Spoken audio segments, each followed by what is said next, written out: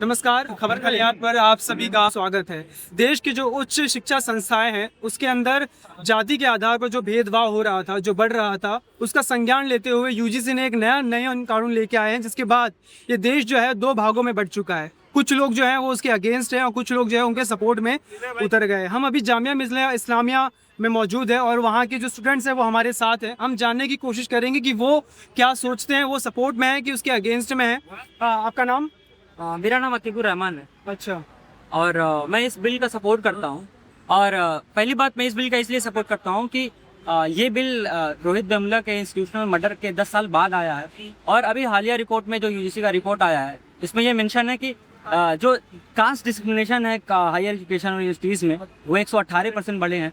और enrolment rate जो है एससी का, वो 14% घट गया है हायर एजुकेशन में। इसलिए इस तरह के बिल का आना बहुत ज़रूरी है, ताकि जो मार्जिनलाइज्ड कम्युनिटी के लोग आ रहे हैं उनका इनरोलमेंट बढ़े और ये जिस तरह के कास्ट डिस्क्रिमिनेशन में जो बढ़ोतरी हो रही है उसको कम किया जा सके। अच्छा, तो आप सपोर्ट में हैं? जी, मैं इस बिल का पुरजोर सपोर्ट करता हूँ। और मैं ये भी कहना चाहता हूँ कि इस बिल में जो वेग डिफिनेशन है उसको क्लियर करना चाहिए गवर्नमेंट को अमेंडमेंट करके। और दूसरी बात, जो नॉमिनेशन का जो कॉन्सेप्ट है कि वाइस चांसलर एक चेयर होंगे और वही नॉमिनेट करेंगे, इसके हम खिलाफ हैं और हम मांग करते हैं कि इसमें इलेक्टेड रिप्रेजेंटेशन होना चाहिए, जिसमें मेजोरिटी ओबीसी एससी एसटी के लोग होने चाहिए। तो आप कह रहे हैं कि आप इस बिल के सपोर्ट में, तो इस नए नियम कानून के सपोर्ट में, लेकिन उसके अंदर भी और सुधार की जरूरत है।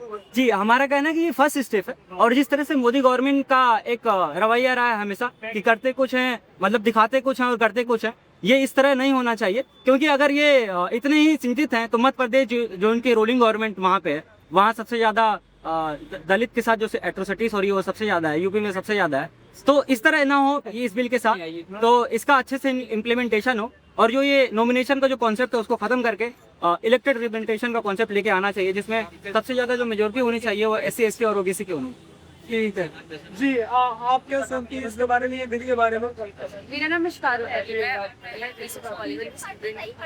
जहाँ तक लगता है ये जो बिल है ये काफी ज्यादा प्रो स्टूडेंट है और ये ऐसा होना भी चाहिए। जो स्टूडेंट जो पेड सेक्शन से आते हैं मार्जिनलाइज्ड कम्युनिटी से, और जो स्टूडेंट्स और जो भी लोग इसके अगेंस्ट है, मुझे लगता है उन लोगों ने कभी आज तक डिस्क्रिमिनेशन फेस नहीं किया, उन लोगों ने देखा नहीं है। जो मार्जिनलाइज्ड और जो कास्ट बेस्ड डिस्क्रिमिनेशन है वो IITs जैसे इंस्टीट्यूशन में कितना ज्यादा प्रिवेल्ड है, उस चीज को रोकने के लिए ये बिल को सिर्फ पेपर पे नहीं, उसको प्रैक्टिस की होना चाहिए। उसी जोर से जिस जोर से ये बिल अभी ये गाइडलाइन अभी ये हुआ है, जब भी कोई डिस्क्रिमिनेशन होता है, कास्ट बेस्ड डिस्क्रिमिनेशन, तो वो हम देख सकते हैं कि सिर्फ वो किसी गांव में नहीं होता है, वो इंस्टीट्यूशन में सबसे ज्यादा होता है। वो उस चीज को कितना ज्यादा सप्रेस किया जाता है, उसको लेकर बहुत ज्यादा एग्जाम्पल्स और डेमोन्स्ट्रेशंस केस और भी ऐसे प्रोफेसर जो अभी रिसेंटली जामिया में जिनको सस्पेंड किया गया, एक कास्ट का एप्पल ले सकते हैं।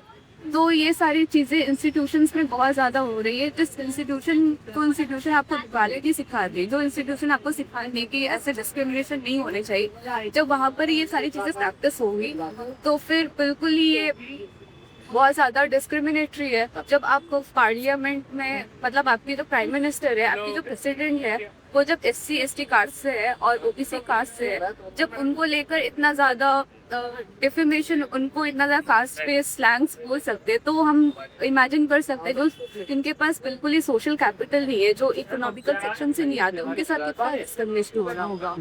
आप क्या कहना चाहेंगे? जी, मेरा नाम मोहम्मद बुखारी है, मैं BA मल्टीडिसिप्लिनरी का स्टूडेंट हूँ जामिया में। तो इस बिल की बात है, इससे पहले रोहित वेमुला का जो केस हुआ था, उसके बाद स्टूडेंट बॉडीज की काफी टाइम से डिमांड थी कि रोहित वेमुला एक्ट पास किया जाए। इसके अलावा भी और सारे केसेस आए, स्टूडेंट्स के साथ आए, प्रोफेसर्स के साथ आए। जामिया में भी हुआ है कि एक दलित कास्ट के प्रोफेसर थे, उनको सस्पेंड किया गया एक ऐसी गलती पे, जो अगर गलती थी तो पूरी कमेटी की कंसिडर की जानी चाहिए थी, लेकिन उन्हें वो ऐसे टारगेट किया जाता है। तो मेरा ये व्यू है कि ऐसा बिल आ रहा है, हमें वेलकमिंग होना चाहिए इस बिल को लेकर, और हमें उसमें बढ़ोतरी करनी चाहिए कि सेंसिटाइजेशन सेल हो। पहले क्या होता था, GS कैश होता था यूनिवर्सिटियों में, JNU में GS कैश होता था जो हटा दिया गया ICC।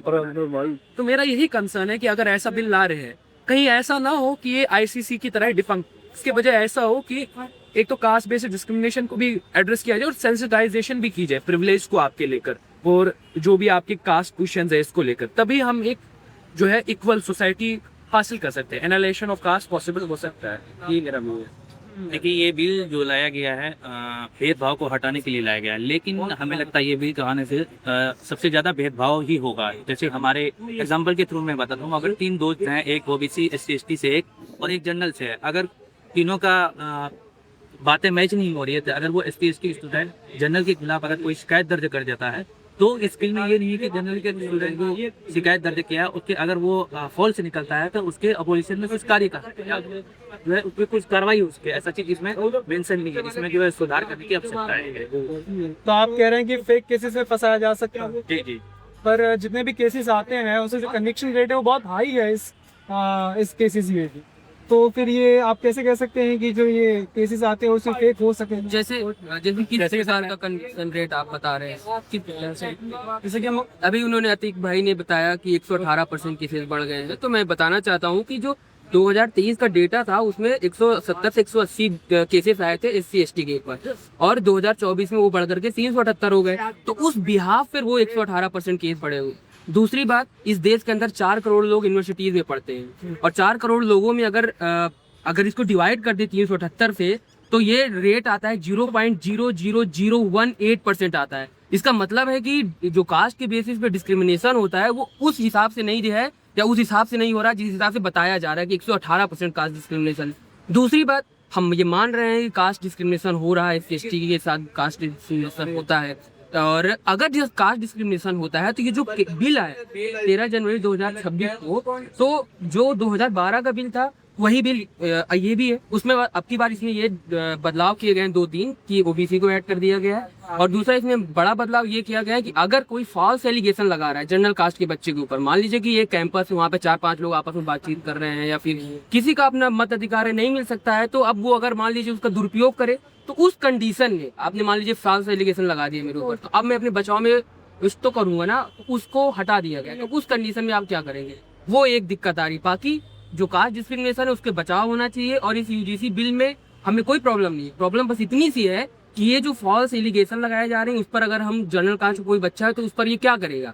दूसरी बात, आपने इनके ऊपर ये कहा कि ये जो रेट बहुत हाई है, तो इस पर आपको थोड़ा रिसर्च करना चाहिए। जी बताइए क्या क्या। जो मैंने आपको बताया ना 0.00018% है, हाँ। आप बोल रहे हैं कि बहुत कन्विक्शन रेट हाई। नहीं देखिए, आंकड़ा है 2019 और 2020 में 173 कंप्लेंट्स। हाँ, और 2023-24 का आंकड़ा 378। हाँ, और बच्चे कितने पढ़ते हैं 4 करोड़ यूनिवर्सिटीज में। अब 4 करोड़ में से अगर आधा मान लें कि SC ST OBC के हैं, तो 2 करोड़ हो गए। अब 2 करोड़ को अगर आप 378 से डिवाइड करेंगे तो कितना आएगा? तो आप ये कह रहे हैं कि जो आंकड़ा है वो कम है? नहीं, आंकड़ा सही है अपने हिसाब से, लेकिन उसको आप गलत परसेंटेज के हिसाब से दिखा रहे हो आप इसको। नहीं, एक मिनट, ये जो आंकड़ा आया है वो बड़ा है, ऐसा मैं नहीं कह रहा हूँ नहीं बड़ा है, लेकिन आप इसको जो है तो पिछले वाले डेटा से मैच करके बता रहे हो। आप ओवरऑल नहीं बता रहे हो कि जितने बच्चे पढ़ रहे हैं उस बच्चे के हिसाब से कितना आना चाहिए। अच्छा जी, तो ये जो आपके हिसाब से ये जो आंकड़ा है, जो ये आंकड़ा दे रहे हैं, सरकार दे रही है कि 118% का बढ़ोतरी हुई है, वो गलत है। सरकार दे रही है? हाँ, कहाँ से कर रही है? ये जो डेटा आता है, ये UGC का डेटा आया था, ठीक है, उसने ये कह रहे कि 118% का। तो हाँ, ये कह रहा हूँ ना, UGC ने जो डेटा दिया है वो पिछले साल के अनुपात में रख करके दिया, ये कहना चाह रहा हूँ। हाँ। और मैं पूरा आपको पूरा जो बच्चे पढ़ रहे हैं सेंट्रल यूनिवर्सिटी में, वो डेटा आपको बता रहा हूँ। हाँ, तो आप कह रहे हैं कि इसमें जो सुधार की जरूरत है? जी, मैं ये कह रहा हूँ कि इसमें सुधार की जरूरत है। और हाँ, ऐसा भी नहीं है कि हमारे जो SC ST भाई हैं उनके साथ भेदभाव नहीं होता है भेदभाव। तो उसके लिए आप वर्कशॉप कराइए, उसके लिए एक्स्ट्रा क्लासेस कराइए, हफ्ते में 5-6 क्लासेस और करवाइए, लेकिन इसका मतलब ये नहीं है कि आप पहले से घोषित कर दे रहे हैं कि जनरल कास्ट का जो बच्चा है वही जो ऑपरेसर है। क्या अगर कोई जनरल कास्ट में जन्म ले लिया है, जो कोई जनरल कास्ट में आ गया, तो क्या ये उसकी गलती है? अगर ये ऐसा प्रावधान इसमें ये लिखा है कि अगर आपने फॉल्स एलिगेशन लगा दिया तो फिर मैं अपने बचाव में कहाँ जाऊंगा? बताइए, आप बताइए। अब इसका जवाब क्या देंगे अगर मान लीजिए फॉल्स एलिगेशन लगा दिया? हाँ, ये पूरा लॉ सही था अगर इसमें ये हो जाता कि अगर कोई गलत आरोप लगा रहा है तो उस गलत आरोप की वजह से अगर किसी की डिग्री रुक जा रही है, किसी के ऊपर डिसिप्लिनरी कमेटी बैठ गई है, कोई 2 साल 3 साल के लिए कॉलेज से सस्पेंड हो जा रहा है, तो फिर कुछ बाद में अगर पता चलता है कि किसी ने फेक एलिगेशन लगाया है और जब वो निर्दोष साबित होकर के आएगा, तो क्या उसका 3 साल वापस मिल जाएगा? क्या उसका 6 महीना का डिग्री जो रुकी हुई तो वो वापस मिल जाएगी? क्या वो जो 700 किलोमीटर 800 किलोमीटर दूर JNU, जामिया, दिल्ली विश्वविद्यालय, बनारस हिंदू यूनिवर्सिटी, वहाँ जाकर के दोबारा वो पढ़ पाएगा? तो इसका भरपाई कैसे होगा? इसका जवाब आप अगर बता पाए या जो भी है इसका जवाब दे पाए तो बताइए। लेकिन इसमें तो सजा का हाँ, सजा का कह रहे हैं लेकिन इस कानून में कहीं सजा का ये प्रावधान ही नहीं है। इस UGC जो ये लाया गया है, ये सुप्रीम कोर्ट ने एक कमेटी के गठन करने का प्रस्ताव दिया, उसके बाद ये सारा कुछ हुआ। उस कमेटी गठन का जो सबसे वर्स्ट विल हो सकता था वो ये सबसे घटिया, न इसमें सजा का प्रावधान है, न इसमें डिस्क्रिमिनेशन बताया गया है कि डिस्क्रिमिनेशन क्या होता है। जैसे 2012 वाले में था कि आप मेस में अलग सीट नहीं लगा सकते, SC/ST के लिए अलग सीट नहीं लगा सकते, अलग हॉस्टल में अलॉटमेंट नहीं कर सकते कि ये SC/ST के लिए ही अलॉटमेंट है। ये सारा कुछ इंक्लूसिव बनाने की पॉलिसी है। इसमें तो वो सारा कुछ हटा दिया गया। इसमें कहीं मेंशन, हाँ, कहीं ये कास्ट डिस्क्रिमिनेशन का, cast discrimination means discrimination only on the basis of caste and tribe and the number of scheduled caste scheduled tribe। इसमें क्लियरली कहीं मेंशन नहीं है कि कास्ट डिस्क्रिमिनेशन क्या है। कास्ट डिस्क्रिमिनेशन हाँ नहीं उसी का मैंने पढ़ा, उसमें ये लिखा गया। बाकी लोग अफ्रेड हो रहे हैं, ये सारा कुछ कह रहे हैं कि भाई अगर सवर्णों के खिलाफ शोषण, इसमें ये भी नहीं लिखा गया है कि सवर्ण जो महिलाएं वो सवर्ण नहीं है। जिन महिलाओं को अधिकार दिया गया वो सवर्ण नहीं है। जो विकलांग का पैमाना दिया गया सवर्ण में विकलांग नहीं, ये है कि नहीं है।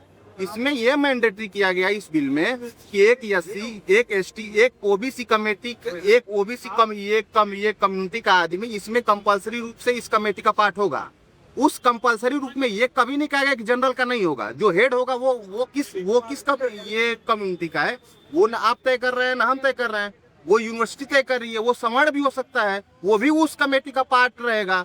इस पे कोई बात नहीं हो रही है। दूसरी बात ये हो रही है कि फॉल्स एलिगेशन लगा, तो फॉल्स एलिगेशन का जैसे आप जो ये पैमाना बता रही इन्होंने कहा, मैं कह रहा हूँ यूनिवर्सिटी में SC/ST एक्ट तो पहले से था, सारा कुछ है। यूनिवर्सिटी में कितने फॉल्स SC/ST एलिगेशंस लगे हैं, कहाँ है डाटा उसका, क्यों नहीं बात हो रही है उस पे। एक घूम फिर के एक नैरेटिव ये चलाया जा रहा है कि ब्राह्मणों के साथ भी होता है।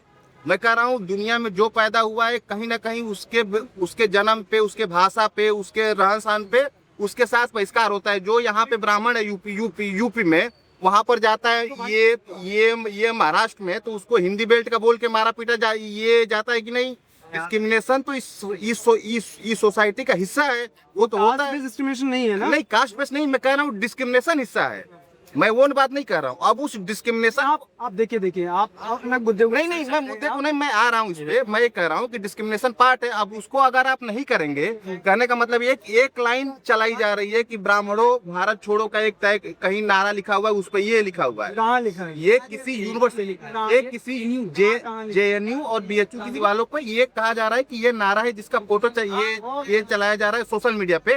और ये नए कानून में तो नहीं लिखा। नहीं जो विरोध करने वाले वो इसका एग्जाम्पल दे रहे हैं कि ये भी डिस्क्रिमिनेशन का पार्ट है कि लिखा जा रहा है ब्राह्मणों भारत ये भारत छोड़ो। मैं कह रहा हूँ अगर ये इतने लिखने पे इतना डिस्क्रिमिनेटरी लग रहा है आपको, धर्म की हर किताब में SC/ST OBC को लेकर के इतने मतलब अभद्र तरीके से उन पे लिखा गया है कि इनको पढ़ने का अधिकार नहीं है, ढोल गवार शुद्ध पशुनारी से लेकर के ये तमाम चीजें, वो डिस्क्रिमिनेटरी नहीं है। जो कि कैंपस के सिलेबस का पार्ट है, रामायण कैंपस के सिलेबस का पार्ट है, मनुस्मृति कैंपस के सिलेबस का पार्ट है। क्या वो डिस्क्रिमिनेटरी है कि नहीं, उस पर कोई बातचीत नहीं। न इस बिल में सजा का प्रावधान है, इस बिल में कहीं पर भी सजा का प्रावधान नहीं है कि डिस्क्रिमिनेशन में अगर आप पकड़े गए तो सजा क्या है। झूठ मूठ का कि ये पकड़े गए तो हमारा करियर बर्बाद, अरे उसमें लिखा है क्या कि आप क्या होंगे आप ये मान रहे हैं कि जो कमेटी बनेगी वो आपके साथ भेदभाव करेगी। क्यों मान रहे हैं आप? क्योंकि आप ये कह रहे हैं कि उसमें एक SC/ST OBC का ये रिप्रेजेंटेशन होगा तो हमारे साथ भेदभाव करेगी, आप ये मान रहे हैं। मतलब इस देश में जितने सुप्रीम कोर्ट हाई कोर्ट के जज हैं उसमें कितने SC/ST OBC हैं, लेकिन SC/ST OBC क्या इस बात पे ये जजमेंट का खंडन करता है कि हमारा उसमें रिप्रेजेंटेशन नहीं है, इसलिए ये जजमेंट फॉल्स है। इसके साथ साथ और भी तमाम चीजें हैं ना, इसमें डिस्क्रिमिनेशन पे सजा का प्रावधान है, बल्कि इसमें तो और गलत किया गया है कि अलग हॉस्टल का ये प्रावधान किया गया है कि आप अलग हॉस्टल भी ये बना सकते हैं, अलग उनके खाने की व्यवस्था कर सकते हैं। कहीं लिखा नहीं गया है। ये बिल जो है SC/ST के लिए जो सबसे घटिया कानून बन सकता था, इसमें उनको न कहीं अधिकार का प्रावधान है न सजा का प्रावधान है। एक कोटा पूर्ति के लिए तो सुप्रीम कोर्ट ने एक कहा है कमेटी बना करके इस पे शोध करने का, गठन करने का प्रस्ताव देने का। इसके लिए आपका नाम? मेरा नाम दीपक। से कहाँ से आते हैं आप? मैं मऊ का रहने वाला हूँ। यहाँ पे ये मीडिया की पढ़ाई कर शामिया मीडिया की। जी मेरा नाम है इंद्र सिद्दीकी और मैं जर्नलिज्म का स्टूडेंट हूँ जामिया मिल्लिया इस्लामिया में। जैसे कि मैं बाहर आकर रह रहा हूँ, माँ बाप का पैसा खर्च हो रहा है, उसमें ये देखना चाहिए कि अगर दो लोग एक जनरल कैटेगरी से एक ओबीसी कैटेगरी से और दोनों लोगों में आपस में लड़ाई हुई और उसमें कोई जातिगत भेदभाव ना हो, लेकिन लड़ाई के बाद उसको ठोस सबूत करने के लिए उसको SC ST या OBC के तहत एक एक्ट बना दिया गया, वो तो उसका तो करियर खराब हो जाएगा ना। मुझे लगता है कि एक वोट बैंक की राजनीति, जैसे वेस्ट बंगाल में इलेक्शन आ रहे हैं, उत्तर प्रदेश में इलेक्शन आ रहे हैं, और सबसे बड़ी बात ये कि अगर गवर्नमेंट को OBC के लिए करना था, SSC के एग्जाम लीक हो रहे हैं, नीट के एग्जाम लीक हो रहे हैं, क्या SSC में जो स्टूडेंट है वो OBC नहीं है जो नीट में एग्जाम जो लीक हो रहे हैं? और उससे भी ज्यादा और भी कानून की जरूरत है। मुस्लिम डिस्क्रिमिनेशन कितना ज्यादा हो रहा है, मॉब लिंचिंग कितनी ज्यादा हो रही है, उस पे लेके कोई कानून नहीं है। और मुझे लगता है कि इसमें बहुत सुधार की जरूरत है। डिस्क्रिमिनेशन तो किसी के भी साथ हो सकता है। देश में तो बहुत सारी चीजें गलत हो रही है, उस पर तो काम होना ही चाहिए जी। पर ये तो स्पेसिफिकली जो है वो जातीय आधार पर जो भेदभाव हो रहा है शिक्षा संस्थानों में देश के, उस पर ये कानून हो। तो ये बिल्कुल SC ST के लिए बहुत अच्छा कानून, SC और OBC के लिए बहुत अच्छा कानून है। लेकिन तब क्या जब फिर फॉल्स एलिगेशन लगे, एक बंदा दूर आगे रह रहा है, अपने माँ बाप के पैसे खर्च कर रहा है, अपना करियर बना रहा है और उस पर फॉल्स एलिगेशन लगा, उसका तो करियर बर्बाद हो गया ना, उसका क्या है? ये मेरा मानना है। हाँ जी। जैसे कि सर 1950 में अम्बेडकर जी कानून बनाते हैं जिसमें सबको शेड्यूल कास्ट में लेते हैं, मुस्लिमों को नहीं लेते हैं। तो सबसे बड़ा भेदभाव तो ये हुआ, मुस्लिमों में पसमानदा मुस्लिम है जिनको लेना चाहिए बट उनको नहीं लेते हैं। सबसे बड़ा भेदभाव तो वहाँ पे हुआ जो आज भी आज़ादी के 78 साल बाद भी मुस्लिमों के साथ भेदभाव होता है। क्या तो वो शेड्यूल कास्ट में है नहीं, एक वो भी अगर नॉन मुस्लिम है तो वो शेड्यूल कास्ट में है, वही धोबी मुस्लिम है तो शेड्यूल कास्ट में नहीं है। ऐसा क्यों? सबसे बड़ा भेदभाव तो ये है। इस पे कानून बनाना चाहिए कि उनको पसमानदा मुस्लिमों को लेना चाहिए शेड्यूल कास्ट में, बट उसमें तो नहीं लिया गया है। दूसरी बात, कोई भी कानून बनाया जाता है उसमें प्रॉब्लम नहीं है, प्रॉब्लम यहाँ पे कि उसको फॉल्स एलिगेशन, जैसे है इंटरनल कंप्लेंट कमेटी है, हर यूनिवर्सिटी में दिया गया है। एक छोटी सी बात भी होती है ना, मैंने बहुत सारा देखा है, छोटी सी बात पे भी क्या बोल रही हो? खाने वाला साथ में रहने वाला साथ में जाके लगा देगा हैरेसमेंट का। और वहाँ पे जो कमेटी होता है 2 कौड़ी का जाहिल, जिसको खुद नहीं मालूम होगा कि ये सही है गलत है। अब कोई हिंदी का प्रोफेसर है, कोई इंग्लिश का प्रोफेसर, उसको थोड़ी लॉ मालूम है, कानून मालूम है, वो क्या करेगा? किसी को उठा के कहा भाई ये गलत है या सही है, उसको कुछ जांच पड़ताल करने आएगा नहीं, दे देगा। एक तरीका होता है हर चीज़ का। अगर कमेटी भी होता है तो कमेटी में नॉलेजेबल होना चाहिए, जिसको कानून के में उसको नॉलेज हो, उसको होना चाहिए। ये थोड़ी कोई प्रोफेसर या किसी भी मिलावट उठा के बना दिए, कहा भाई आप ये है कमेटी है और आप जो चाहिए कर लीजिए, ऐसे नहीं होता है। कानून बना कोई भी हर होता है। दूसरी बात, कानून तो ये बनना चाहिए, हिंदुस्तान में सबसे ज़्यादा तो मुस्लिमों से डिस्क्रिमिनेशन होता है, उसमें तो कुछ करना ही नहीं, सिर्फ मुस्लिम नाम है, काम हो गया। कोई भी हो, पसमानदा हो, बड़ा हो, कोई भी हो, कोई फर्क से को खान कोई मतलब नहीं, सिर्फ मुस्लिम होना चाहिए, उस पे हो जाता है। आप कह रहे हैं कि ये जो नया कानून है उसके लिए मुस्लिमों को क्यों नहीं, मुस्लिमों को लेना चाहिए ना, उनको भी ले लेते हैं, क्योंकि सबसे ज्यादा तो नहीं पे होता है। जामिया में छोड़ दिया जाए तो और कहीं जाएंगे तो सेफ नहीं है, वो सेफ ही नहीं है। मेजोरिटी में कोई और होता है, उनको 2 मिनट में ये कर देता है। तो कानून में जब आप लिए तो उनको भी ले लेते हैं साथ में, तब ना कहलाता का कानून अच्छा है। पर ये कानून उसके लिए नहीं बनाया, कानून बनाया गया है योगी जी का कुर्सी खींचने के लिए। हाँ, योगी जी का कुर्सी खींचने के लिए, क्योंकि अमित शाह जी को PM बनना है, तो उन्होंने वहाँ से सोचे कि भाई योगी जी का कुर्सी साइड कर देते हैं, क्योंकि अगर करेंगे तो इससे नाराज हो जाएंगे, वोट देंगे नहीं, विधानसभा हार जाएंगे तो CM ऑलरेडी नहीं रहेंगे, PM के लिए फिर वो चाहेंगे तो बाद में वो चाहे तो UGC को बैक भी कर सकते हैं। पर हम देख रहे हैं कि और लोग जैसे बात कर रहे हैं कि ये जो वोट बैंक जो है सबसे ज्यादा जो प्रभाव पड़ेगा वो तो BJP के वोट में जो प्रभाव पड़ेगा। तो पड़ेगा तो अभी 29 का इलेक्शन नहीं ना है, अभी 27 का है, तो प्रभाव किसको पड़ेगा? योगी जी को। प्रभाव अमित शाह को थोड़ी, मतलब अगर योगी जी 27 में जीत जाते हैं तो PM फेस होंगे, हार जाते हैं तो साइड हो जाएंगे, अमित शाह बचेंगे अकेले। सिर्फ उन्हीं को साइड करने के लिए काम किया गया है। अच्छा, आप कहाँ से हैं? मैं बिहार से। बिहार से हैं आप? आपका नाम बता दीजिए वापस से। मेरा मोहम्मद आरिफ। कौन से डिपार्टमेंट से आप? मैं जर्नलिज्म कर रहा हूँ। जर्नलिज्म से। यहाँ पे और भी लोग मौजूद हैं, उनसे भी बात करेंगे और जानने की कोशिश करेंगे कि ये यूजीसी का जो नया नियम कानून आया है उसके बारे में क्या सोचते हैं। आपका नाम क्या है पूरा? हमारा नाम पुष्कर कुमार है। अच्छा, कहाँ से आए हो? हम बिहार में गया से किस डिपार्टमेंट में पढ़ते हैं? जामिया में। जामिया में पॉलिटिकल साइंस में पढ़ते हैं। ये जो यूजीसी का नया नियम कानून आया जिसके लिए पूरे देश भर में विवाद हो रहा है, आप क्या सोचते हैं इसके? विवाद का कोई मतलब नहीं, क्योंकि अगर कोई भी लॉ, अगर कोई एंटी डिस्क्रिमिनेशनरी लॉ है, अगर कोई इस पर विवाद कर रहा है, अगर समाज में आप इक्वलिटी कोई इस्टेब्लिश करना चाहता है, अगर कोई लॉ इसलिए आता है कि इक्वलिटी इस्टेब्लिश हो, आप उसके खिलाफ, अगर आप उसके खिलाफ विवाद करते हैं तो मतलब इसका मतलब है कि आप उस इनइक्वालिटी के उस स्टेटस को मेंटेन करना चाहिए। क्यों सपोर्ट करते हैं आप? सपोर्ट इसलिए करते हैं, बेसिक आइडिया है डेमोक्रेसी का। डेमोक्रेसी का बेसिक आइडिया है, इस देश का एक सोशल कॉन्ट्रैक्ट है कि इस देश का जो कॉन्स्टिट्यूशन है, एक सोशल कॉन्ट्रैक्ट है, वो बताता है कि इंडिया में सिर्फ एक ही मोरालिटी होनी चाहिए, वो है equality. Equality is the only morality. और हम जानते हैं कि हमारा समाज है, समाज का जो पूरा इंस्टीट्यूशन है, जो सोशल इंस्टीट्यूशन है, वो लोगों को सिर्फ एक चीज के लिए ट्रीट करता है, एक चीज के लिए, एक चीज के लिए ट्रेंड करता है, हाउ टू डिस्क्रिमिनेट। वो इसलिए नहीं सिखाता how to treat people equally and dignifiedly. कभी भी हमारा सोशल इंस्टीट्यूशन इसलिए ट्रेंड नहीं करता। लेकिन अगर ये लॉस जो हम देखते हैं कि जैसे हमारी सोसाइटी में इक्वालिटीज, चाहे वो जेंडर को लेकर हो, कास्ट को लेकर हो, इस्लामिक, ये जो यूजीसी गाइडलाइन है इसमें सारे चीज मेंशन हैं, लेकिन बहुत सी चीज इसमें क्लियरली मेंशन नहीं है। इसको और क्लियरली इसको और मेंशन करना होगा। जिस तरह से कास्ट डिस्क्रिमिनेशन का एक फ्लॉट पूरी तरह से इन्होंने कास्ट डिस्क्रिमिनेशन पूरी डिफाइन नहीं की कि कास्ट डिस्क्रिमिनेशन को हम कैसे डिफाइन करेंगे, उसका क्या पैमाना होगा, कैसे हम किसको कास्ट डिस्क्रिमिनेशन बोलेंगे, क्योंकि कास्ट डिस्क्रिमिनेशन को भी डिफाइन करना इंपॉर्टेंट है, क्या कास्ट डिस्क्रिमिनेशन है। और दूसरी तरफ हम ये कहना चाहते हैं कि हम लोग यूनिवर्सिटी में जब पढ़ते हैं, हम सोसाइटी से आते हैं, तो सोसाइटी में जिस तरह का एक सोसाइटी का जो बिहेवियर जो लोगों के अंदर, लोगों को ट्रेंड करती है डिस्क्रिमिनेट करने के लिए, ये कभी ट्रेंड नहीं करती है।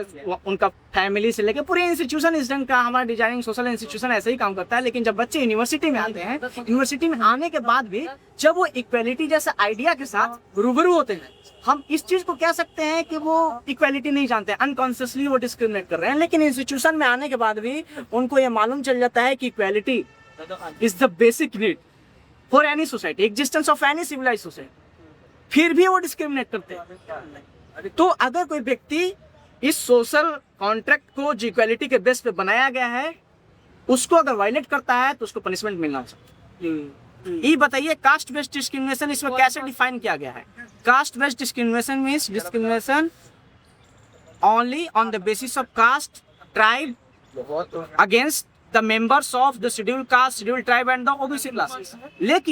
लेकिन इसमें ये मेंशन नहीं है कि कास्ट डिस्क्रिमिनेशन क्या है, कैसे हम कास्ट डिस्क्रिमिनेशन को डिफाइन करें। इस लॉ में क्लियरली मेंशन है, अभी इसको क्लियरली डिफाइन करने की जरूरत है, इसको अभी और रिफाइन करने की जरूरत है।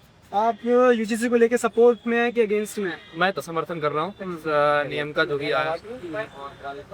देखिए, मुझे लगता है ना कि ये पहले से जो समाज में मौजूद, पहले तो आपका नाम बताओ। मेरा नाम आनंद मिश्रा है और मैं जामिया में पढ़ता हूँ। किस डिपार्टमेंट में? Centre for West Asian study. तो पहले से जो समाज में भेदभाव, मुझे हमें पता है कि जो हमारे समाज में अभी भी जाति सबसे बड़ी पहचान है और उसके आधार पर भेदभाव होता है। तो एक तरह से उन जो बच्चे जो मार्जिनाइज्ड कम्युनिटी से आते हैं यूनिवर्सिटी, उनके लिए एक सुरक्षा का भावना रहे और उनके साथ कोई डिस्क्रिमिनेट ना कर पाए जाति के आधार पर, इसके लिए गाइडलाइंस बनाई गई और मैं इसके और मेरा समर्थन करने का मुख्य उद्देश्य ये है कि अभी भी जो उच्च संस्थाएं हैं शिक्षा की, वहाँ पे जो अगली जातियाँ हैं उनका वर्चस्व है, उनके ही लोग प्रोफेसर हैं, वीसी हैं। तो जो मार्जिनाइज्ड कम्युनिटी के बच्चे उनके अंदर इस तरह की फीलिंग नहीं आती है, उन्हें वो स्पेस नहीं मिल पाता है कि वो जाए और अपनी बात खुल कर रख सके। तो मुझे लगता है कि ये गाइडलाइन ये और इसका फॉलो। पहली बात तो इसमें हमको बहुत सारी कमियां लगती हैं। वॉलंटियर सबसे बड़ी कमी ऐसे, अच्छा सबसे बड़ी कमी ये है कि जो पिछड़े वर्ग के लोग हैं, दलित हैं और SC/ST जो भी लोग हैं, वो एक यहाँ जो एक NFS का वो NFS कर दिया जाता है उनको, क्या आगे जो है नॉट फाउंड सुटेबल का थप्पा लगा दिया जाता है। इसको खत्म करने का मुझे नहीं लगता कोई प्रॉब्लम उसमें है।